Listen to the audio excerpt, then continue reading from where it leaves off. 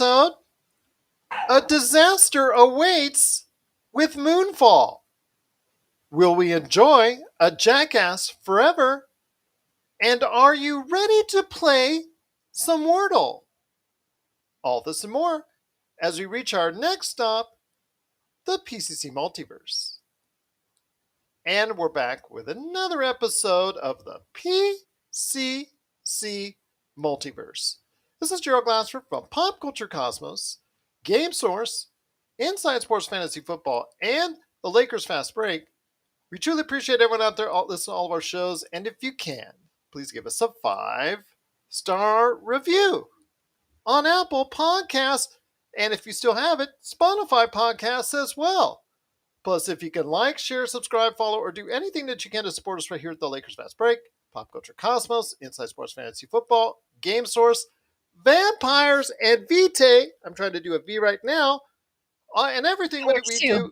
Yes. Vitae, Vampires, and Vitae, plus everything that we do right here at the Pop Culture Cosmos, because we are the #1 tabletop RPG streamer out there on Facebook. Plus, we are just basically the place to go for all your entertainment news and trends in pop culture right there at Pop Culture Cosmos on Facebook.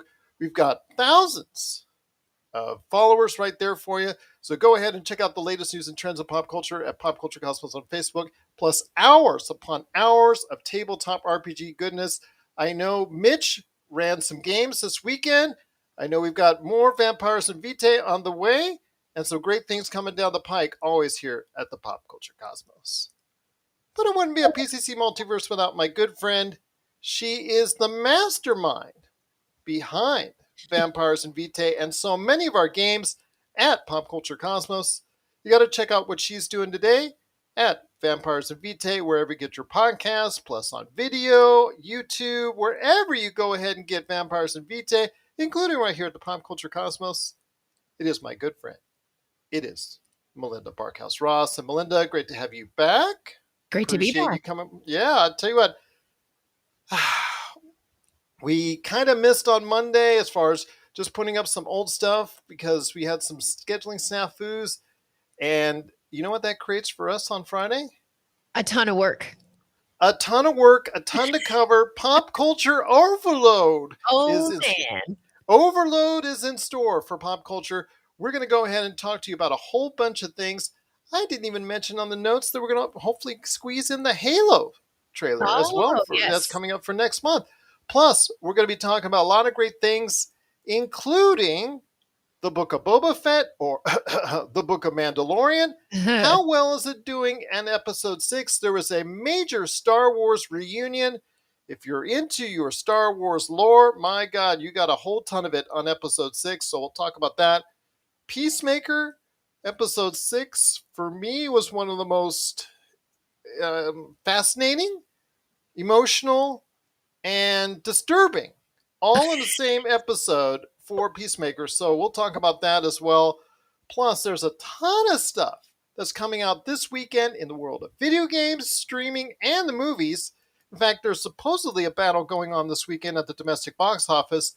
Will Spider-Man No Way Home finally get defeated once again? This time by Jackass Forever or Moonfall? We'll talk about that coming up. We're also going to be talking about Amazon, which is going to be rising the prices. They're also going to be doing a price hike. But they've got The Legend of Vox Machina and Reacher coming to the Amazon Prime Video this weekend. So we'll talk about that, especially Legend of Vox Machina and the whole thing behind that. So that's coming up here in a little bit. Plus on Netflix, Murderville, Archive 81, which I know Melinda has already gotten into, plus their big announcement video that we have displayed on the Pop Culture Cosmos Facebook page. That is, they're doing 86 movies for the rest of this year. They're showcased a little bit of each on this great trailer that they had. So we'll talk about that coming up here in a bit. Plus Raised by Wolves, that's coming out on HBO Max this weekend for season 2. Sony buying Bungie for $3.6 billion. Maybe? Kinda? Sorta? We'll talk about that. Plus, TJ Johnson is stopping by with his thoughts on the Sony Bungie acquisition. So we'll talk about that coming up. Plus, Dying Light 2 for gamers out there. That's coming this weekend. And of course, a lot more right here at the PCC Multiverse. But first, my friend, I'm gonna say, so that's the show, right? We're done. I got just tired just telling everybody what's Right. going on in this week's episode. Yeah. My gosh. But first, my friend, are you Yes. up for a new game that's been just getting everybody's social media? Everybody's seen it out there on social media, whether you have Facebook, whether you have Twitter, no matter what you have, you've been seeing out there a game that has taken over the world in the past 3 weeks since the start of the year, and that is called Wordle. It was created by a gentleman in the UK as a way to go ahead and honor his wife, who loves her share of crosswords. So he created this app for her as a sign of love. So everybody goes, "Oh, Right. Yes, yes." So that's so sweet, it is. and it's turned out to be a worldwide sensation. So much so that it just got purchased by the New York Times, Wow. famous for their crossword puzzles, Hmm. for what they quote as the low seven figures. So you better just go smack Robbie Ross, your husband, on the head and just say, you know what, Right. make me a game Yeah. as your appreciation to me Yeah. so we can sell it off for the low seven figures. How Yeah. about It that? it really does just go to show you that when you come from a place of love, the sky's the limit, right? Absolutely. Yeah. Absolutely indeed. So what we're going to do during the Uh, course of this busy episode, we're going to go ahead and play a game, hopefully without fans out there. Maybe you can go ahead and help us out there with this. We're going to play a game of Wordle. oh dear. So Okay. how does it? Yep. So there you go. I've got it Okay. up there right now. Okay. Going to go ahead and showcase it a little bit more along with us right there for you. So before we go ahead into the rest of the news cycle and what's going on, we're going to Yes. go ahead with the first word. So if everybody's out there on chat, whether you're on Twitch, whether you're on YouTube, whether you're on Facebook, if you're out there, you're more than welcome for us to give it a hand. We're going to keep coming back to it during the course of the hour. So, Melinda, I'll start with you first. Since you're my great friend and you've been an awesome part of this show each and every week, you get to go first. And by the way, there's no pressure at all on your first 5 letter word for None. Wordle. So I'm going to go with one that has two E's in it. How about green? Green it is. So let me type this first. Green. So basically, if you're not up with Wordle, it's one, like I said, it's available out on apps, also available on a website. First thing is it's based off of 5 letter words. So you're trying to figure out what the 5 letter word is.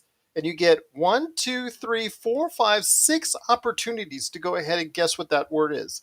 And each time you get a word, it'll tell you if any of the letters are part of it, if they're in the right place, or if they're not included at all. So we're going to go ahead with green as your first guess right there for you. And survey says, Oh, ooh, the oh, R. So it's the E is not in there, yeah. but All the right. R is somewhere in the word. It isn't in the right place on green, so it's Okay. somewhere in there, but it is the R is correct. So we got 1 out of 5. We're doing good. It's usually Okay. So better than what I start off with. so what we need now is a word that has an R in it and no E's. Is that Yes. So okay? it'd be like there's an A, there's an I, there's an O, a U, one type of one type of vowel, or maybe there's another vowel, more than Right. two. You never know what's going to happen with this. But we're going to go ahead in a few minutes. We're going to think it over what the next guest could be. If you're out there again on the chat, you're more than welcome to go ahead and let us know what your thoughts are on it. But we're going to go ahead right now and talk about the news cycle. And first off is the box office, because this is the first real contentious box office in a little while since Scream. Right. Scream came out and won the domestic box office for a week, and actually just talked about the studio has just approved a sequel for the Scream reboot. So that'll be filmed later this year. So that tells you how well it's doing. It's garnered over $100 million worldwide at the box office. But it quickly got beat the next week by Spider-Man, regaining its position, and Spider-Man has held ever since. This week, or this weekend, brings 2 new movies, one of which is a very familiar face, and one of which was made by a very familiar face. The first one is Jackass Forever, from the guys that have been doing Jackass from the original TV show on MTV all the way to doing the movies, and this will be their last outing in the original group. there are new members that they may pass the baton to, and if Paramount wants to continue it in some form or fashion, whether it's more movies or TV, it's still up in the air. But Jackass Forever's gotten pretty decent ratings. Of course, it's all about the calamity that they go ahead and the stunts that they pull on each other. If you've been reading the news, you know that Johnny Knoxville, the star of Jackass, actually got seriously injured in a bull riding stunt that he did, which caused, as he said, some serious brain damage to his cognitive abilities for quite some time. And actually, he's still on meds at this point in time from what the interview he had earlier this week. So, some serious damage there. These are serious stunts that they do on the show, but for big laughs. Your thoughts on Jackass Forever? I mean, they've managed to take some like an MTV, I don't know, throwaway show and really turn it into an empire. So I can't 25 years later. yeah, like I can't fault the guys for that. I really can't. I'm not gonna rush to the theater to see it, but I'm also, you know, a year-old woman, and I'm not exactly their target audience. So,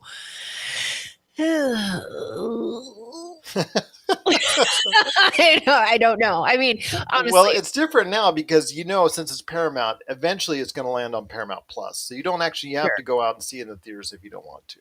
Yeah, that's true. I guess. And this is not a movie that you would say is like has to be cinematic in scope, like watching Dune or something where Yeah, I it's made really that. enhanced. Unless you like those, shot to the nether regions that they're just so bad that you got Yeah, to see it larger in than like an life. 80-foot screen. I made the mistake of seeing. I want to say it was the last Jackass movie in theaters with the volcano. Oh yes, yes. Yeah, that was more than enough Jackass for me. Okay. I'm still full of Jackass from that one. I'm Well, fair afraid, enough. I think actually that's going to win the weekend domestically. I think there's still probably. enough love for it. Yeah, Plus, everybody knows that this is the last go round for the original crew. So yeah. we'll see what happens with Jackass Forever. It's facing off against, like I said, Spider Man No Way Home, which still may do some decent numbers as it climbs towards the actually higher up on the food chain for the all time list on the domestic side and the world side. But domestically, it may still have a chance of beating Avatar here in the next couple of weeks. But also out this weekend is Moonfall, which stars Patrick Wilson and Halle Berry.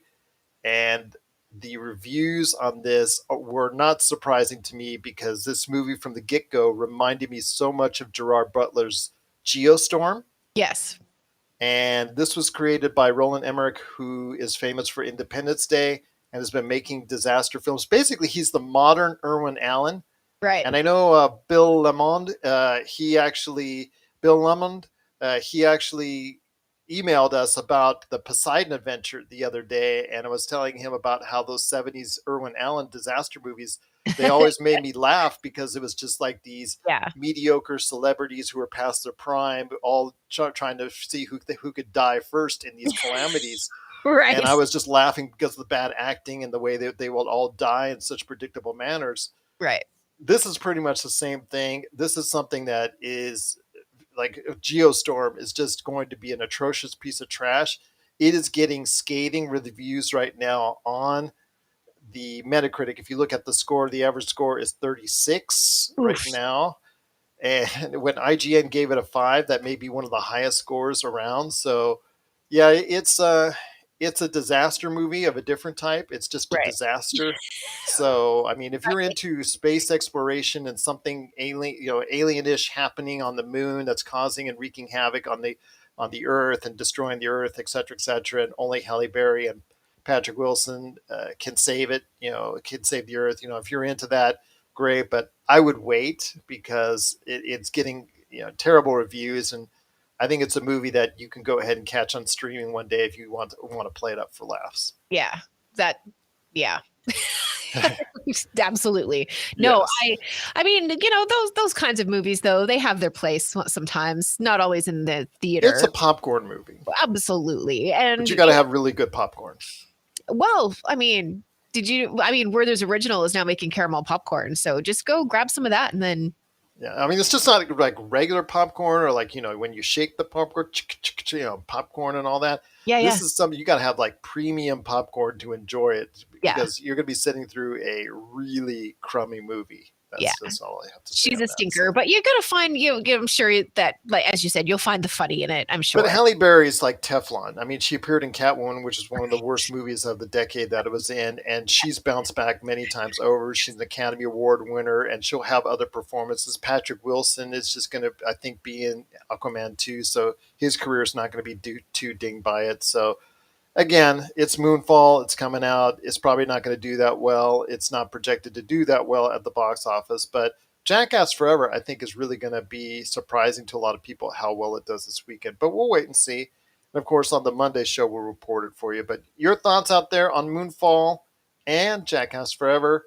Are you interested in going and checking out either one of these movies? Please let us know. PopCultureCosmos at yahoo.com. Well, we're back on the show. It's the PCC Multiverse. It's Gerald Glasser along with my good friend, Mrs. Melinda Barkhouse Ross, Hello. who is going to be doing the second go around for Wordle. I'm going to give you the first couple shots and then we'll go and work on it together here in a bit. But number two, try number two. Okay. Arrow. Wordle. So Arrow. Okay. So I'm going to type in arrow, everyone. Some R's in it. Let's see what happens. Yes, got some R's. And no so E's. Let's see what because we know those are no. Yes, so we're gonna go ahead. This second row for Wordle, our game of Wordle we're playing live on the air, is arrow. So let's see what happens. Ooh, you got the A. So we know the vowel, at least one of the vowels on there is going to be an A. The R is still in the wrong place, but arrow. So at least we know that there are two letters on this word. And again, if you're listening or watching us right now on Pop Culture Cosmos or wherever you get your podcasts and you're listening to us right now, hopefully you're enjoying it. Again, this is Wordle, which has been a great sensation all over the world right now on social media, and everybody seems to be loving it. But if you're on chat right now, watching us live, you can go ahead and help us out here. That'd be greatly appreciated because we've only got 4 tries left, but we'll wait and see. Yeah, I know. The pressure is going to be on here in a second, especially after my guess. But Melinda, I wanted to ask you this. Yes. When it comes to the Book of Boba Fett, episode 6, we already talked about how episode 5 completely changed the dynamic of the series and made it more into The Mandalorian. It was a continuation of what everybody saw in season 2 of Mandalorian. This was even more of a embodiment of the Star Wars universe because seemingly every facet of the Star Wars universe that you could put in there was put in there. The episode started with a return of the Marshal that we saw from last season, who helped out Mandalorian and had the armor of Boba Fett before he returned it. Then it just went back and forth to what we saw with Mandalorian meeting up with Grogu. And we saw Grogu in training with Luke Skywalker, and Ahsoka actually stopped by to talk to the Mandalorian. Right. Grogu never got to see face-to-face the Mandalorian, but the Mandalorian actually from a distance saw the training that was going on and actually did give Ahsoka the Beskar armor that was made for him, i.e. Grogu, in the second episode, in the previous episode. It was so funny because my daughter called me, because I had seen it already, but my daughter called me, and I knew she had seen it because she calls me crying. Oh, no. And I said, "Are you watching The Mandalorian?" Yes. Are you watching the part where you first see Grogu back on the screen for the first time in almost a year, or actually in a year? Yeah. Yes, he's so beautiful. He's so cute. He's so cute. And she is just bawling away. And I was just like, yep, that's Star Wars all over again. But yeah, like I said, they went all over the place on this one. They went back to Tatooine eventually to go ahead and get back for a few minutes and a few minutes only in regards to what's happening with the world of Boba Fett and the planning of, as far as Boba Fett planning the war with the Pike Syndicate. You also saw the bar that was frequented in Tatooine be subject of a terrorist hit by the Pike Syndicate and be blown up. So Jennifer Beals, unfortunately, she can flash dance no longer because she has been blown up. Oh, dear. Along with everybody there in the bar. So very interesting indeed. And then also it ends off with a preparation for the war ahead because the last episode is next week of the Boba Fett series. And then it all ends up, like I said, with, as far as the episode, with the decision that Luke Skywalker, who built a Jedi school, as far as this, the Jedi school that got burned down in the Last Jedi, or the Skywalker, whenever they did a flashback of when Kylo Ren burned down the Jedi school, it Right. was that Jedi school that was being built in this episode, during the course of this episode. Okay. And because that's what Luke wants to do, and Ahsoka was, I think, trying to help Luke get the school started for Jedi training, and Grogu was going to be the first student.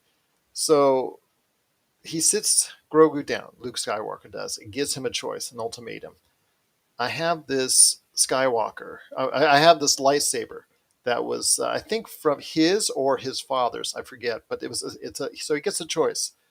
You may keep the lightsaber and continue training with me, or you can take this Beskar armor. And he pulls out the Beskar armor, and it looks like something like a chainmail suit that you would see in the Lord of the Rings. Right.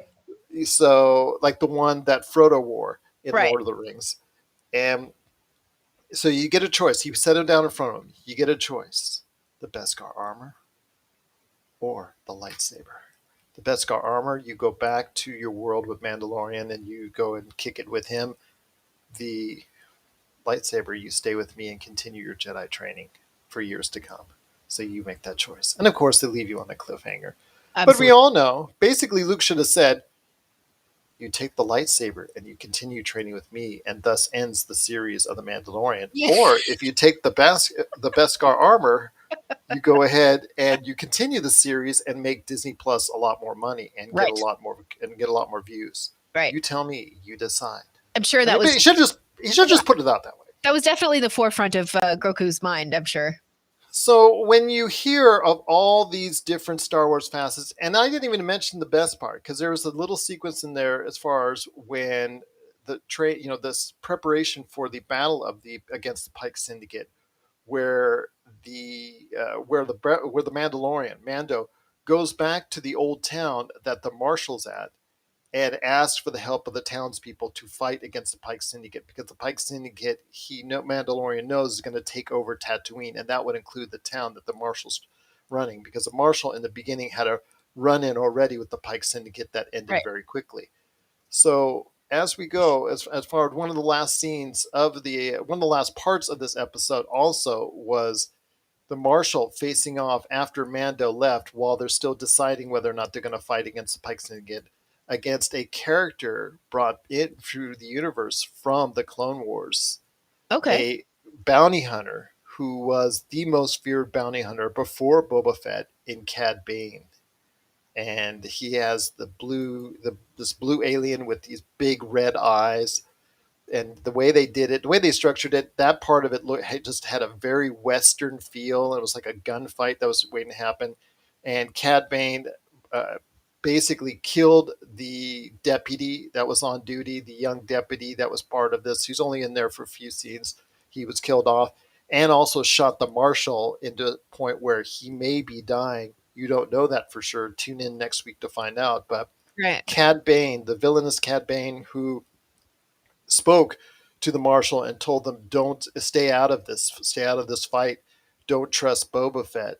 And so basically, it comes down to, what's going to happen next week during this battle, this final episode, that Cad Bane and Boba Fett are going to somehow face off against each other. So again, you saw all facets of the Star Wars universe. If you even throw the Naboo Starfighter, which was made another appearance, you can even put in the prequels in there. So you saw the prequels, you Right. saw the beloved trilogy from the 70s and 80s.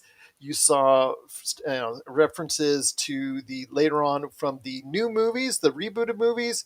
You saw stuff from mentions with the appearance of Cad Bane from the Clone Wars, and of course the Mandalorian as well. I mean, when Right. you've got all this bunch together, a lot of people are praising the episode. I still ask that question: what does it do for the Book of Boba Fett? I don't know. I'm sorry. I tried to fight that. Just a little yawn. You're okay, For the Book of Boba Fett, I don't know. because we talked about this last week. How it takes away. Did they already decide on a second season? They have not decided on it. Okay, so maybe one season is all that they really had planned. maybe. I mean, But this it is also, it's a character who had like 15 lines, yeah, maybe at most. actually less. And as a character who had more of a mystique over the Yeah. years, that's why he was so cool and so beloved by a certain sect of the Star Wars fan universe. Right. That mystique is gone. It's Yeah. way gone. I mean, Yeah. now it's come to the point where people are like, okay, I've had enough Boba Fett. Some people still love Boba Fett. A lot of people are just like saying, can we get it over with and go on to the Mandalorian? Yeah. Yeah, I'm probably in that camp. I started out really enjoying the movie. I enjoy Robert Rodriguez and his style of camera angles and fast cuts and forwards and backwards and all of that stuff. Really into all of that. But yeah, it just when the episode of The Mandalorian came out, I was like, oh, The Mandalorian is that much better. Right. Right. And that That's is how the I feel about point. it. Yeah, that's how I feel about it. And you're like a lot of other people out there. But Yeah. again, it seemed like a Star Wars reunion on hand, showing so many sides and facets to the Star Wars universe, which made it a great episode. But you're left wondering, what does this really do for the future of Boba Fett? We'll wait and see. But if you like the episode 6 for Star Wars of Boba Fett, please let us know. The Book of Boba Fett, please let us know. Popculturecosmos at yahoo.com. Well, before we hit the break, Peacemaker episode 6, like I said, was a very interesting one, very emotional, very disturbing at points, and also a little bit funny as well. But from the beginning, where Peacemaker's put in a situation where it's a superhero day, where they brought him into a classroom and he had the fun with the kids, which was a very light moment before a very heavy and gory episode where the butterflies take over the police force and Ooh. set up a battle for next week along with okay, so Peacemaker on one side, he has to deal with this alien force of these people that have been taken over by these evil butterflies, aliens from another planet. And they're, they just pop in your mouth and just, it's a very gruesome way that they do it. They just pop in your mouth and then they start, they're on your brain and taken over, and you're dead. Once you they take over the system, the nervous Yeah. system. Yeah, that's all she wrote. Yeah. So now they're controlling all these policemen, and it's really looking grim there. And on the other side, he's got to deal with his father, the White Dragon, the Yeah. white supremacist dragon that he is. Puts on the costume, gets out of jail, puts on the costume, and now he's ready to go ahead and kill his son. So, which is Peacemaker. So, yes, in other words, it's going to be a very interesting episode 7 and 8 because there's 2 episodes left for that series. I'm not going to say people should come back in and give it a chance if they don't want to, if they've been turned off by it before. I can't say I blame them because at times this show has been disturbing. This times this show has been a little bit boring. This times this show has been very interesting and funny. So it's been all over the place, but this episode did do a pretty good job of trying to convey what it's doing, but it did so in a very disturbing way at times because again, the way the aliens possess you as humans out there is it's kind of disturbing, and I was like kind of taken aback by that because I was like it was very light for a little while, then all of a sudden they hit you with this heavy stuff. Right. And Yeah. then they, at the very end, they hit you with some emotional stuff as far as how Peacemaker is trying to deal with all this. And yeah, it was all over the place, and I can't say that's a bad thing when a actual episode gets you riled up to the point where you're actually emotionally invested because that's the idea. Yes. But it's kind of strange though that it's taken the turn that it has. But it's very interesting to see what will happen with Peacemaker. If you've stuck around, I know you're probably excited for the next 2 episodes. But have you heard from myself outside of myself any word on people watching Peacemaker out there? No, I haven't personally. And, there's a good chunk of my time is spent talking to people about, games they're playing and shows they're watching and, all that kind of stuff. So the fact that nobody that I've talked to has really said anything about being a serious viewer of Peacemaker is, well, if I was a showrunner, I would be concerned. It seems to be doing enough to go ahead and warrant some interest for a second season. I know again, I had said before that James Gunn has heard good things about it, along with getting another spin-off for the Suicide Squad, that there's going to be the possibility of a second season. It's not been confirmed, but that there could be a possibility of a second season for Right. Peacemaker. So I guess it's on the right track. You never know. I know these streaming outlets, especially the smaller ones, they have like a higher tolerance as far as numbers are concerned. It's Yeah, like it that's doesn't true. have to. They don't have to do gangbuster numbers right out of the gate. They're Right. willing to be more patient. I only think that Peacock has really canceled a few that I was kind of surprised at. And Peacock, as you know, you and I both know, is kinds of needs a lot more subscribers. But yeah, it's been very interesting to see how this lays out for Peacemaker. So I guess since I'm 6 episodes in, over 2/3 of the way through, I think I'll stick my way out of it and stick with it for the rest of the series. So we'll go ahead and keep on reporting it from here. But if you've got thoughts out there on Peacemaker, please let us know. Episode 6 was probably the most impactful of the entire series. So I want to hear your thoughts on Peacemaker and where it stands heading into the final 2 episodes of that first season. Please let us know. PopCultureCosmos@yahoo.com. Well, coming up next after the break is TJ Johnson talking about the Sony acquisition of Bungie. Or is it? We'll talk about the interesting factors that are in play with this. And then Melinda and I, after the break, after the conversation, we'll also talk about that. Plus, we'll be talking about Dying Light 2. We'll be talking about, oh my gosh, a whole number of things coming to streaming with Netflix and Amazon. We'll be talking about that and a whole bunch more on the back end. But before we head to the break, my friend, I got to go ahead and guess on a word for Wordle for number Yes, 3 spots. you So, do. oh, the pressure's on. The pressure's on. It is. Okay. All right. I, So I'm going to. honestly, I don't think I made it very easy for you either. I think I picked two terrible words. That's okay. That's okay. So we're going to go with. So I can't go R as the second letter. So I can't do that because that's the second letter is incorrect there. So AR. Maybe I should do E.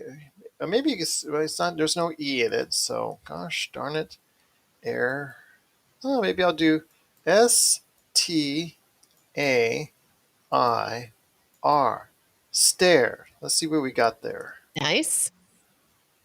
Ooh! All right, so just to let everybody know on the podcast what we did, I said stare as the third guess. The S is in the correct spot. The T is not a good letter. The A is in the right spot, and the R is in an incorrect spot, but it's still there. So we now know what we need to do as far as the first 2/3 of that's part, the Right. front part of it. So we'll go ahead and keep on guessing on the back half of the show. And I'll tell you what, it's going to get hard. But again, if you're live, you can go ahead and give us a hand. Please let us know. All right, right here at the Pop Culture Cosmos. But when we come back, it is TJ Johnson on Sony buying Bungie. Or did they? We'll talk about the unique relationship they now have. $3.6 billion unique. And it will come up, and then it'll be us playing more Wordle and more coming up after the break. This is the PCC Multiverse. And we're back with the show. It's Gerald Glassford, along with my good friend, Mrs. Melinda Barkhouse Ross. We're here playing Wordle, talking pop culture. I want to thank so much TJ Johnson for talking about Sony buying Bungie. And before I go ahead and ask your thoughts on this purchase, because I know you've got a little bit to say on that, especially after what Microsoft did, you get the next guess on Wordle. So we're Right again now? at Okay. yes, so updating everybody on Wordle. We've got an S correct in the right spot, got an A correct in the middle, and an R that's a correct letter, but it's in an incorrect spot. So I want to hear your thoughts on this. What's your next word you have on the list there for you? Gosh, I thought I had two guesses that I could make, and then I forgot that we had the R. So hang on a second. I got to go back to the drawing board. I was looking at slash or smash, but both of those do not have an R in them. So, gee whiz. Gee willikers. G Willikers indeed. So we got the S as the first letter and the A as the third letter, and then the Yeah. R is supposed to be either the second or the 4th. Could be, yeah. Oh my gosh. I don't know. It's, nope. It's T is not right, so it's not that. So it's SMA. Uh, Gerald, I don't have a word. It took me that long to come up with slash and smash, to be honest. This is why I don't play word games. Not good with them. Wordle, smash, lash, stash. No. No, or to use a T, or to use an N, so you can't say like snake or anything like that. Right. Yeah. And like R is out, O is out, T is out. Yep. E's. Yeah. Nope. That has an E in it. Wow. This is too hard. Yes, it is. Is there not like did you put this on the most difficult setting or? No, I don't. I just whatever the no, I don't even have it on hard mode. I'm just putting up for everybody on there on the screen those Oh settings. gosh, it's not even. That's on what's terrible about this. Thank goodness. How's there hard mode? This is hard already. Right. What about stop? But no, because it's a T, and yep, the A is right there. Yeah, I was going to spell it funny to be funny, but never mind. I take it back. So what if we put A like that? Maybe that? Smack? But there's no R. Oh, that's right. See? Right? Yes. I mean, it could be snack for that matter, but there's again no R. So smart. Nope, there's no T. No T. Huh. Smark? Snark. Snark? Could be. No, it could be. No, you used the N already. Oh, that's right. Oh, geez. Is there a word that starts with SRA? I think it's less likely that that's going to happen, though. But I mean, probably, but it's not coming to my brain right now. It's with an R in there somewhere.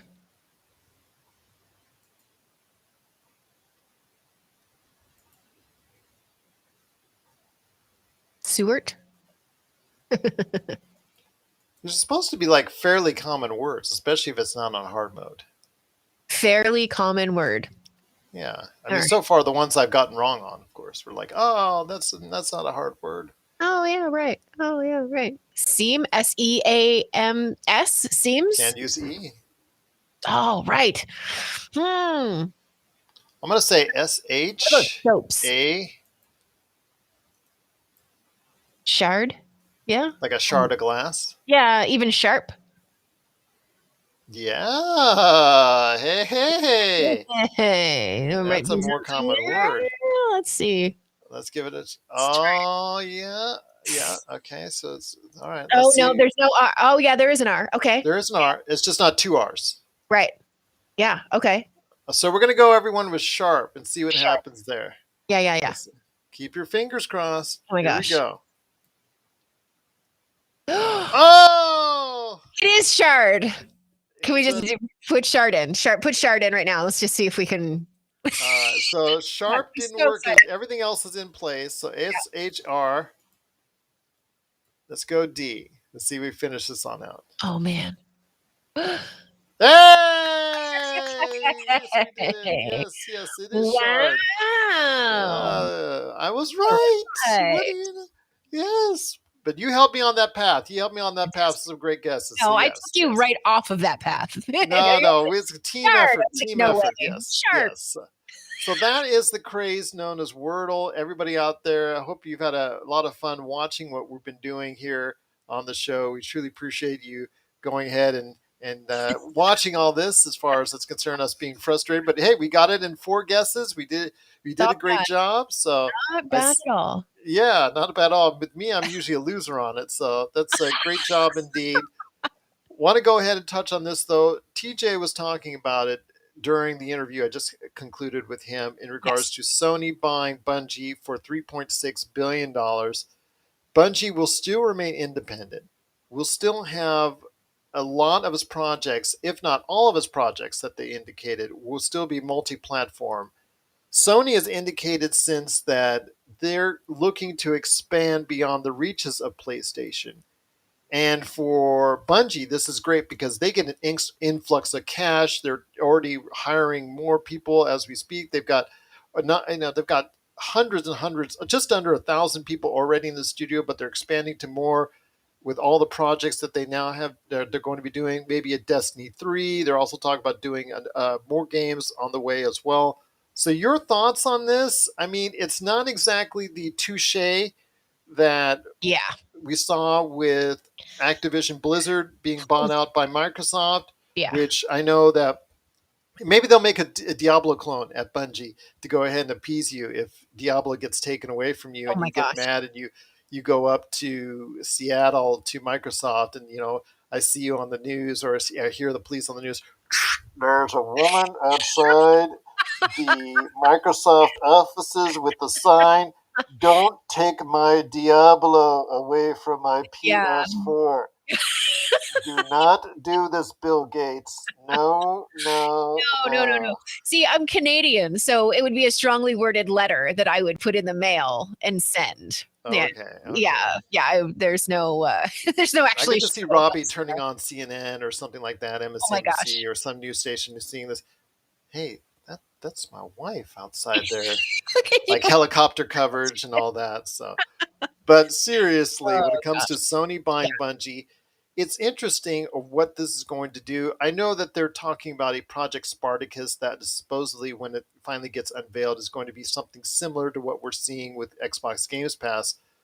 This is something Sony is setting up for the future. Still very unclear how much they're going to benefit out of it, outside of the obviously anything that Destiny makes, Destiny 2 makes, or whatever Right. that Bungie makes, that they're going to gain a financial profit for them. But what's going to go on? Do you think there's going to be some type of intelligence sharing on how to make the better shooter for Sony so that they can transfer that information over for Sony shooters in the future? I mean, I'm just still trying to ascertain exactly what Sony is getting out of this outside of pure monetary gains.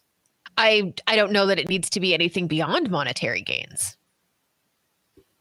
That's a good point. Honestly, as much as everybody would like to believe that all of this stuff, they really are doing it for the consumer and they really are doing it for, those diehard fans of all of these games and stuff like that. And they really are trying to, expand stuff and make things bigger. I don't know. Sometimes I really do wonder about it. And to be completely honest, Gerald, I don't really know a whole lot about Bungie myself. I don't know exactly which games are connected to them. Well, just the Destiny and Destiny 2 right now that they physically released. Of course, they come there. I mean, they made several games during the 90s, and Right. they helped accentuate the Mac first person shooters for the Sure. Macintosh, and then that Right. evolved into Halo that they were part of Xbox for that they helped create. Right. They bought their independence later on and roomed with Activision as a publisher, Right. which is kind of Okay. ironic Yeah. that and so that they could release Destiny, and then they bought their way out of that relationship and now have bought their way into another relationship. Actually, let somebody purchase them again. Right. In this case, Sony. So it really is kind of interesting to see the layers. I mean, I know Sony is working on something behind the scenes with them that we're not really knowing up Yeah. front what's going on, because on the surface it doesn't look as clear cut as what we saw from the Microsoft purchase. Yeah, it does. It does also, and again, a casual gamer, but it also doesn't look as impressive. Yeah. But Well, I mean, 3.6 to $68 billion. yeah, but I mean, like in terms of sheer volume and what you suddenly have control over in the market, was kind of what I was getting at. But I think too that Sony had to do something. Sony had to make some kind of move, and that perhaps this is the first of many. Yeah, maybe. I'm hoping they've indicated that it was the head Jim Ryan has said of PlayStation has said this is the first of many acquisitions to go ahead and expand the cause. But then again, Microsoft's going to not. I don't want to say that they're going to stand pat. So we'll see what happens in this continuous content war. But if you have thoughts out there on the Sony buying Bungie and allowing them to go ahead and produce independent games, please let us know. popculturecosmos@yahoo.com. My friend, before we head on out, still a little bit more to talk about, including some streaming stuff. We mentioned earlier that Amazon is raising its rates. Not a surprise at all. I mean, it's the first time in 4 years for them, so I guess it's something Yeah, to I be guess they're due. expected.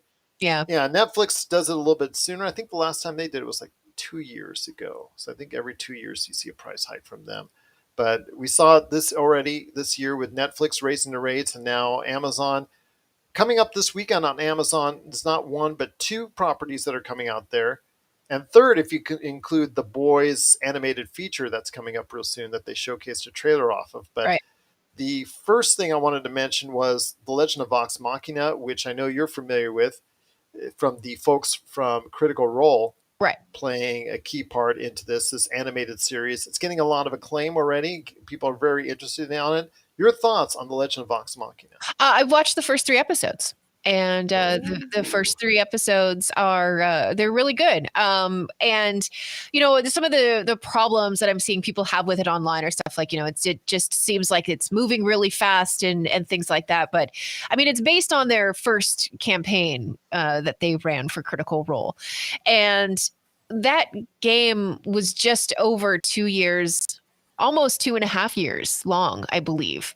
hmm. So of course they're not going to be able to hit every single beat in the story. They're Exactly. trying Yeah. to condense it, yeah. Right. Yeah. And I mean, it was like just a crazy amount of hours played and stuff like that. But even if you know nothing about Dungeons and Dragons or Critical Role, or any of that kind of stuff, you're going to enjoy this cartoon.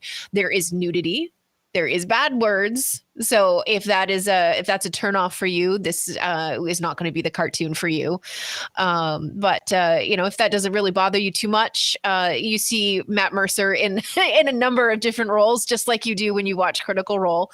And everything seems exactly as spicy as Critical Role can be, and exactly as much fun. It still comes across with all of the charm that Critical Role has. Well, I'm definitely going to give it a watch this weekend. I have it queued up. Just with so much pop culture overload, it's been hard to go ahead and keep up with everything, Yeah. especially this weekend. But I'm going to do my darndest to go ahead and do it. The other Amazon feature is Reacher. That series starts as well. That's based off of the Jack Reacher character from the books and, of course, the Tom Cruise movies. Right. I know, like I said before, that it reminds me. The lead actor reminds me a little bit of Chris Hemsworth, and that it's this guy. Yes, he's jacked up, but he seems to have a familiarity with the camera as far as being very comfortable, being very presentable. As far as on an acting side, he's not just some musclehead who doesn't know how to act, and it looks like it's going to be something that they try to center a series around him and it's going to fail. Right. This might actually have some legs as far as it's concerned, because again, from what I've seen in the trailers, it seems very promising to continue the Reacher character. Your thoughts on Reacher, real quick, from Amazon? It's another one that I'm looking forward to. I find myself coming to Amazon before I I go. know you and a lot of the ladies might have some interest in it. Yeah, I mean, you can't. You're not going to be upset about an attractive person in a show that you're watching. Nobody is ever upset about that. So, I love Brian Cox's comments, who's actually going around in media about trying to push his new book that he has out, and he was talking about Brad Pitt when he was on the set of Troy. He's like, "I'm not, that's I'm married and all, but I took one look at Brad Pitt, and my gosh, he's beautiful." You hear that, yeah. So right, it's like I'm probably going to hear a lot of that this weekend on social media when people talk about sure, Reacher. So yeah, again, a lot of people are looking forward to it. But I think this lead actor, forget his name, I'll bring it up here in a second, is going to do some decent things because he looks very comfortable on the screen. And that's right, what I look for as far as someone who can or cannot go ahead and be presentable long term. No matter what type of archetype, body type, or anything like that, can you act? And that's the thing I look for on the screen. Couple other things I want to mention before we head to as far as before we head on out, and that's is for streaming Netflix. yes, Which Netflix, there's a lot of things going on as always at Netflix. wow, right, Yes, the farce comedy Murderville, which obviously plays off a lot of, if you've seen the trailer, a lot of cop show tropes. Sure. and it's I think Will Arnett's starring in it, and it really is dealing with a lot of a guest comes in to help solve a crime each and every week, and they play the guest that comes in, the celebrity guest that comes in, has no idea what's going to be said next, and they have to improv the whole thing. So it's really kind of funny where everybody else, the actors, they know what they're doing, and the celebrity that comes on each and every week has to play it all improv. So it creates for an interesting show nonetheless. But yes, Murderville started up; it's already available on Netflix. Also, as well, you've been catching something on Netflix as well that just came out instead of Boba Fett. Yeah. I fell into Archive 81 the other night. And if you are a fan of a creepy show that is going to keep you guessing, and I don't mean like scary, I mean unnerving creepy. This is the show for you. The lead actor, I apologize, I don't know what his name is, but my gosh, that guy does his job in this show. He just is like chewing Matt on. McGorry. Oh my gosh, it's so good. Yeah, that's who's leading it. That's who the Yeah, star is. so good. But yes, please watch it because I put it on the Vampires and Vitae Twitter the other day, and I was like, are we just not talking about Archive 81, or am I just really late and I've Well, missed I the think it might be conversation? an under the radar hit for Netflix. A Oh lot of people may get man. interested in it. It is so good. I mentioned it today to a couple of people, and they were like, "Yeah, that's it's on my list of ones that I want to check out, or I've seen it, but I haven't watched it yet." Please give this show on Netflix a little bit of your time. It's so good. It's so good. So our bedroom is upstairs, kitchen downstairs, like opposite corners of the house, right? And we were watching it one night. Robbie fell asleep, and I decided that I really needed a drink.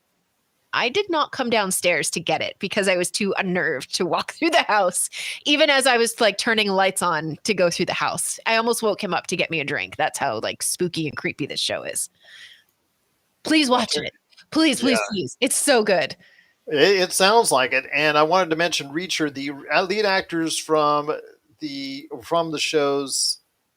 He's from the DC universe, the CW DC universe, and also as well the HBO Max series Titans. It's Alan Ritchson. Okay. Rich Alan Richson, Ritchson. So hopefully you'll see a lot more of him in upcoming weeks and months and other stuff. Or if Reacher's a hit, maybe Amazon will go ahead and promote it from there. But yes, it is Reacher. It is also as well Murderville. It is also as well the great shows that are out right now. So definitely going to go ahead and check out Archive 81. But before we go ahead and talk a little bit more about some other stuff before we head on out, 86 movies.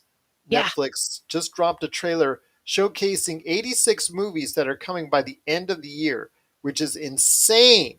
Blows my mind. I mean, it's this even beats the 52 movies in 52 weeks that they promoted last year. Yeah.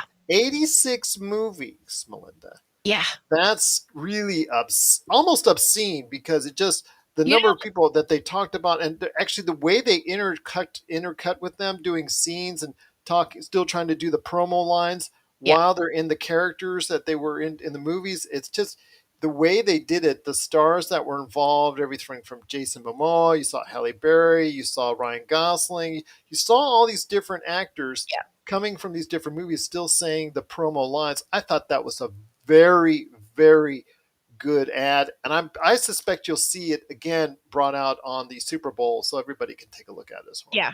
Absolutely. And wow, there weren't many like flashes of movies that we saw in that trailer that didn't look interesting. One of the titles that I caught was the School of Good and Evil, or Yes. the Academy of Good and Evil or something like that.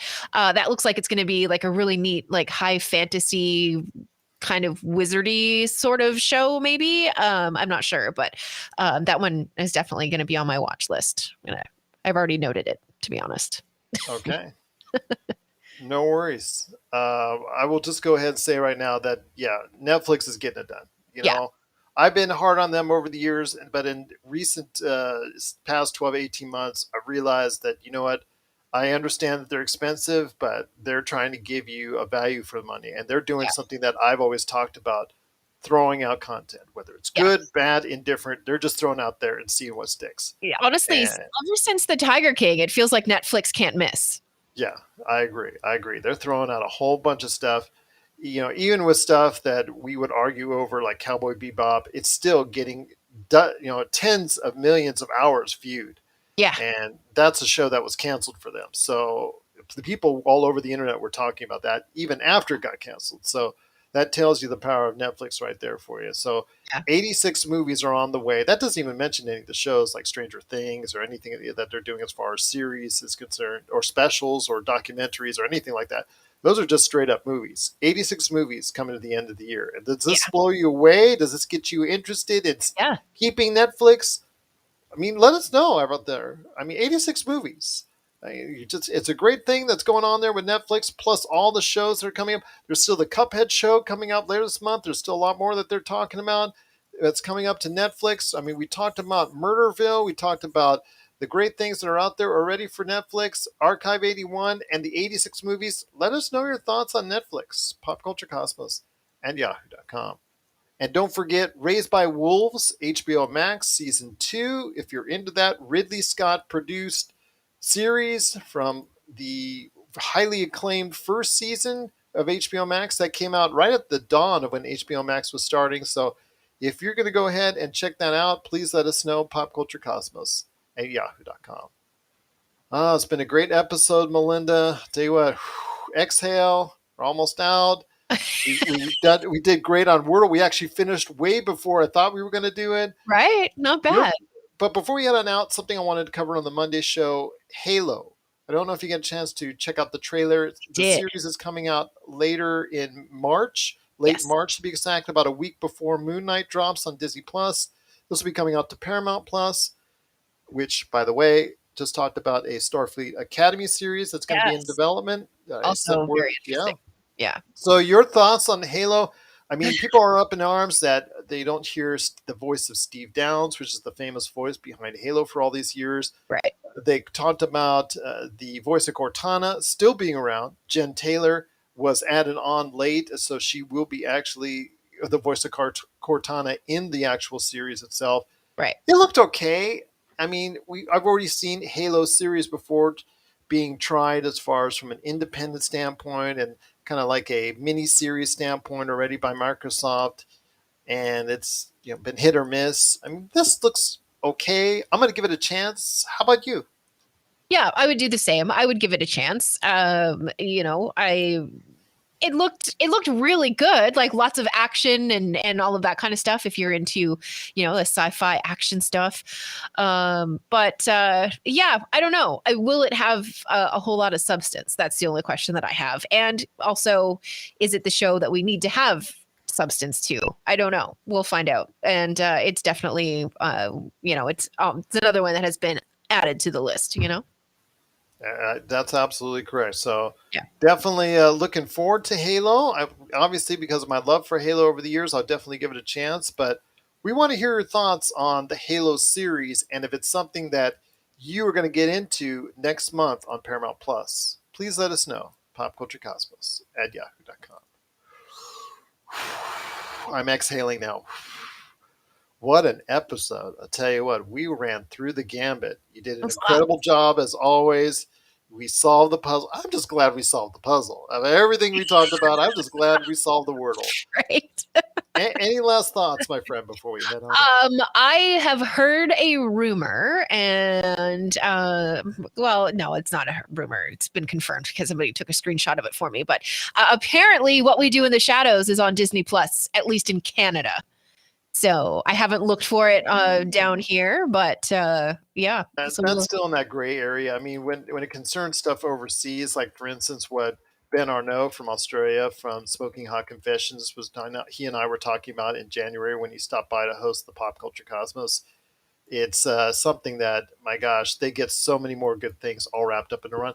It's basically what I've talked about for years, that I would love to see the day that Disney just says, okay, we're absorbing Hulu, absorbing ESPN Plus, putting it all on one platform, raising the price, obviously. I yes. understand that in the States here, which is something everybody out there in the international, like all the places that we're successful at, don't know that, yeah, they bundle the price here as far as ESPN Plus separately, Hulu separately, Disney Plus separately, but they offer a bundle price. They just got to go ahead and make it under one banner. I think they Yeah. should just always make it easier for the consumers, not harder. Yeah, I think that there's, and perhaps I am incorrect in this assumption, but I think because Disney is involved, they really want to save that like safer space for kids. Yeah. And then have the perhaps combine the other two. I don't know. Well, they sure don't care about that overseas. No, well, that's a good point. And with all of the Star Wars stuff on there could be, some parents could argue violence, smoking, all of that kind of stuff is in those movies and those shows. So, I don't know. Maybe I'm incorrect. Maybe I'm being a little bit too conservative as far as when it comes to the House of Mouse. I don't know. I mean, you're making a very valid point. But once you go outside the U.S., the landscape and way that Disney, with especially when it creates its Star networks for everybody else out there, international in several countries around the world, that again showcase everything. It makes it kind of different for us here in the Yeah. States. Yeah, that's true. No, I don't know. It'd be interesting to see if they did that. Perhaps have the other two outside. I don't know. I'm trying to redesign their app, and that's not going to work for me. So we should call it the Melinda app. Yeah. You know what? It's another strongly worded email from a Canadian. That's what that is. There you go. Outside of Disneyland, we see yes. There's a woman out there saying you need to change the app, please. Yeah. Change the app, please. Everything not directly Disney animated or live action, yes. You have to have a password for. This is the way, the Melinda way. This is the way.